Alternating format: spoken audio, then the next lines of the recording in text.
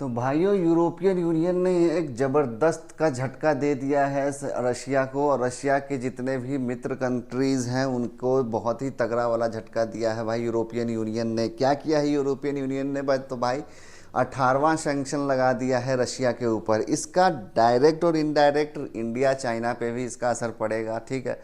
ऐसा कयास लगाया जा रहा था कि ये सारी चीज़ें होंगी, ठीक है, क्योंकि जिस तरीके से अभी हाल ही में नाटो के जो चीफ है मार्क रूट, वो जिस तरीके से डोनाल्ड ट्रंप के साथ मिल के आए और जिस तरीके से इन्होंने धमकी दी थी, मार्क रूट ने क्या कहा था इन्होंने कि भैया अगर रशिया के साथ कोई भी बिजनेस करोगे तो भैया बहुत ही बड़ा मैसिव आपको झटका मिलेगा, ठीक है। और इसमें इन्होंने नाम लिए थे, इंडिया, ब्राज़ील और चाइना, इन तीनों के नाम लिए थे कि भैया सुधर जाओ, नहीं तो रशिया की जो सैंक्शन है वो आप पे भी लग सकता है, ठीक है। और यही झटका देने की कोशिश की गई है नाटो के बाद। अभी जो यूरोपियन यूनियन, अभी आपको भी पता है कि यूरोपियन यूनियन के जितने भी कंट्रीज़ हैं वो बाय डिफ़ॉल्ट नाटो के भी सदस्य हैं। तो यूरोपियन यूनियन ने ये बड़ा फैसला लिया है। क्या फैसला लिया है वो भी डिस्कस करते हैं भाई। तो ये चाचा जो आपको यहाँ पे दिख रहे हैं, डोनाल्ड ट्रंप साहब, जब से ये जीत के आए हैं हर जगह ये अपना जाते हैं कि भैया शांति का नोबेल पुरस्कार हमको चाहिए, हम युद्ध रुकवा रहे हैं।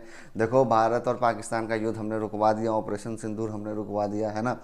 बहुत सारी चीज़ें लेकर आए हैं ये, और अपने आप को मतलब एक होता है ना शांति दूत प्रेजेंट करना, वो कर रहे हैं। लेकिन इनके साथ और भी झटके हो रहे हैं। अभी जो ये नाटो चीफ जब गए थे तो इन्होंने भी बहुत बड़ा बयान दिया। इन्होंने कहा कि 50 दिन का अल्टीमेटम दे रहे हैं रशिया को।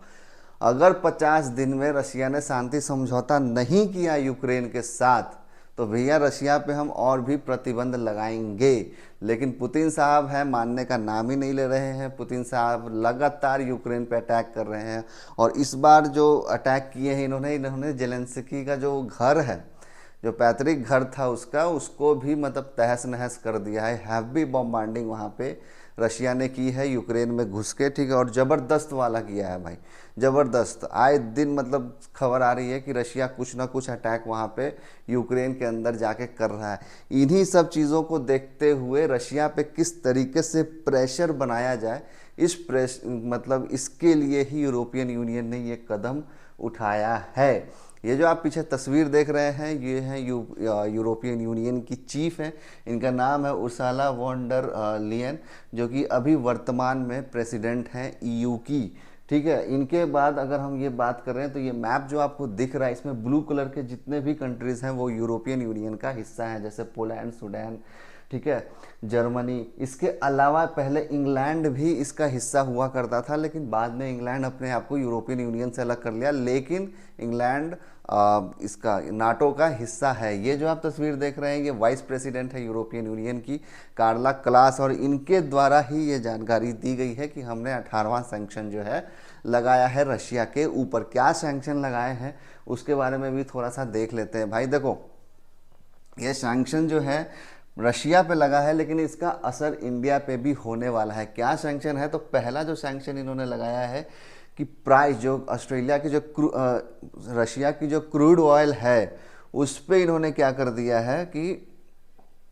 जो प्राइस है उसको कम कर दिया है। मतलब पहले कि $60 वो प्रति बैरल जो आप खरीद सकते थे रशिया से क्रूड ऑयल, उसको कम करके 47.6 प्रति डॉलर वो बैरल कर दिया है, ठीक है। इसके अलावा जो सबसे मजाक वाली जो बात इन्होंने की है कि भैया हम बैन कर रहे हैं कि रशिया से कोई भी क्रूड ऑयल खरीदेगा उसको रिफाइनरी करके पेट्रोलियम बना के, डीजल बना के, या और भी कोई पेट्रोलियम प्रोडक्ट बना के बेचेगा मार्केट में तो हम नहीं खरीदेंगे। लेकिन अगर रशिया से कनाडा क्रूड ऑयल खरीदेगा, नॉर्वे खरीदेगा, स्विट्जरलैंड खरीदेगा, यूनाइटेड किंगडम खरीदेगा और अमेरिका खरीदेगा, और ये पांचों कंट्री अगर उसी क्रूड ऑयल को यूज करके पेट्रोलियम प्रोडक्ट बना के बेचेगा तो इनसे हम खरीद लेंगे। लेकिन इंडिया से नहीं खरीदेंगे, चाइना से नहीं खरीदेंगे, बाकी दुनिया से नहीं खरीदेंगे। मतलब इसका देखिए कितना बड़ा वेस्टर्न कंट्रीज का ये दोगलापन है कि इनको छोड़ के और कोई भी कंट्री अगर ऐसा करेगा तो हम उनसे नहीं खरीदेंगे, लेकिन ये खरीद सकते हैं। और इनके जो पिताजी हैं यूनाइटेड स्टेट्स जो अमेरिका है, ये यूरेनियम कहाँ से खरीदता आपको पता है? ये यूरेनियम कहाँ से खरीदता? ये भी रसिया से खरीदता भाई यूरेनियम। अमेरिका भी यूरेनियम रशिया से खरीदता है। तो इस पे तो भाई लग ही नहीं सकता है। यूरोपियन यूनियन कैसे इस पे लगा देगा? यूरोपियन यूनियन के पिताजी हैं ये, है ना। नाटो के में भी यही पिताजी हैं। पूरी नाटो कंट्री में अगर कहीं भी हमला होता सब ऐसे अमेरिका की तरफ देखता है, हाँ पापा जी आइए ना, तनका अटैक कर दीजिए, हम पे अटैक हुआ है। मतलब और किसी पे भी नहीं, अमेरिका पे ही सब। क्या इसकी जो इकॉनमी का जो बंटाधार हो रहा है, जितना पैसा अमेरिका अभी इस चीज़ में लगा रहा है, ठीक है, वो इसी चक्कर में लगा रहा है कि भाई पूरी दुनिया के बाप हम हैं। फिलहाल जो भारत पे जो ये असर होगा वो कौन से जगह पे होगा? तो ये वदीनार रिफाइनरी है, ठीक है, जो गल्फ ऑफ कच्छ में है, मतलब कि द्वारका का जो द्वारका डिस्ट्रिक्ट जो है गुजरात के अंदर, वहाँ पे ये रिफाइनरी है, ठीक है। और ये जो रिफाइनरी है ना भाई, ये पहले आप लोगों को पता होगा एक कंपनी हुआ करती थी इंडिया में, शायद आप लोगों ने भी वहाँ से पेट्रोल या डीजल लिया होगा। उस कंपनी का नाम था इसार, ESSAR, इसार, ठीक है, यही कंपनी थी और उन्हीं का यहाँ पे रिफाइनरी हुआ करता था। तो इस कंपनी ने कॉन्ट्रैक्ट किया था, ठीक है, रशिया की एक कंपनी के साथ। क्या कॉन्ट्रैक्ट था वो थोड़ा सा देख लेते हैं। देखो, रशिया की कंपनी है रोसनेफ्ट, ये रशिया गवर्नमेंट द्वारा ऑर्गेनाइज की जाती है, मतलब रन की जाती है, ठीक है। इस रोसनेफ्ट को पहले से पता था कि हम यूक्रेन पे हमला करने वाले हैं, ठीक है। तो रशिया और इंडिया की जो फ्रेंडशिप है बहुत ही अच्छी मानी जाती है, दुनिया में सबसे अच्छी दोस्ती अगर है तो इंडिया रशिया, इंडिया इजराइल की है, ज़बरदस्त है, ठीक है। तो रशिया को जैसे पहले पता था कि वो यूक्रेन पे हमला करने वाला है, तो यूक्रेन के हमले से बहुत साल पहले, कुछ साल पहले 2016-17 में इन्होंने ESSR के साथ एक टाई अप किया और ESSR का 49% हिस्सा इन्होंने ऑक्यूपाई किया, मतलब उसमें उतने % का शेयर खरीद लिया, ठीक है। उस शेयर से खरीदने से क्या फ़ायदा हुआ कि रोसनेफ्ट वहाँ से क्रूड ऑयल निकालती थी। देखो, रोसनेफ्ट का बेसिकली काम क्या था कि रशिया से कोई भी क्रूड ऑयल निकले और जिसको क्रूड ऑयल खरीदना है तो उसको क्रूड ऑयल डायरेक्ट बेच दो, नहीं तो रिफाइनरी करके अगर उसको बेचना है तो रिफाइनरी करके भी बेचती थी। लेकिन यहाँ पे जो ये ESSR के साथ जब ये टाई अप की तो वहाँ से क्रूड ऑयल निकालती थी, इंडिया के यहाँ पे लेके आती थी इंडिया में।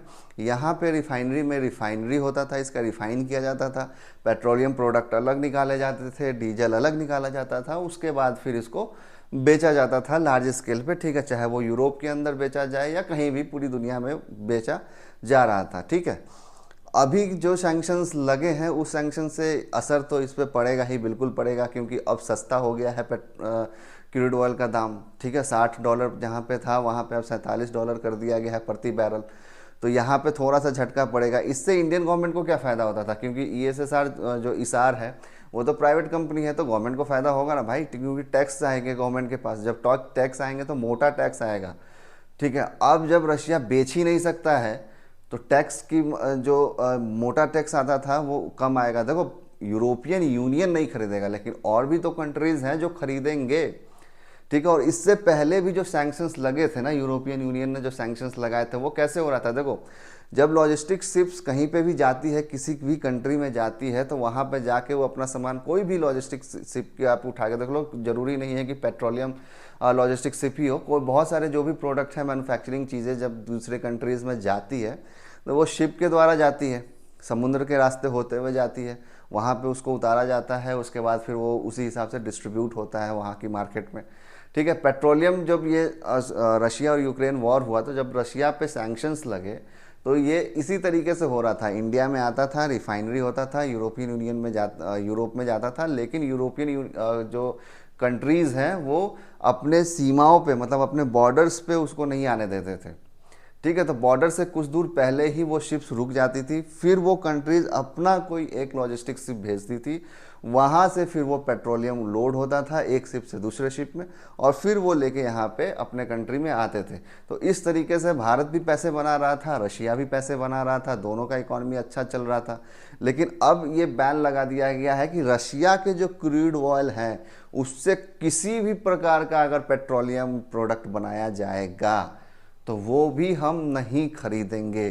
तो इससे असर भारत को पड़ा है, भारत की इकोनॉमी को पड़ेगा, ठीक है। क्योंकि जो मोटा टैक्स जो भारत सरकार ले रही थी वो अब नहीं होगा, ठीक है। बहुत से लोगों का रोजगार भी इस पर देखो, जब कंपनी अर्न करती है, जब कंपनी कमाती है, तभी वो लोगों को सैलरी भी देती है, सारी चीज़ें करती है, ठीक है।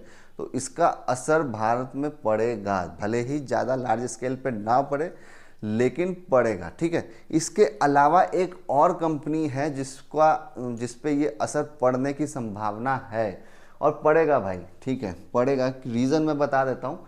ये कंपनी है रिलायंस। रिलायंस ने भी जब ये देखा ना कि भैया ये तो बड़ा अच्छा मामला है कि रसिया से क्रूड ऑयल खरीदो, यहाँ पे रिफाइन करो, उसके बाद फिर हम बेचो और कमाओ, पैसा कमाओ, तो इन्होंने भी एक कॉन्ट्रैक्ट कर लिया। आपको भी पता है कि जामनगर के अंदर भारत की सबसे बड़ी रिफाइनरी, प्राइवेट रिफाइनरी कोई है तो वो जामनगर के अंदर है। वो रिफाइनरी किसकी है? तो वो रिलायंस की है, ठीक है।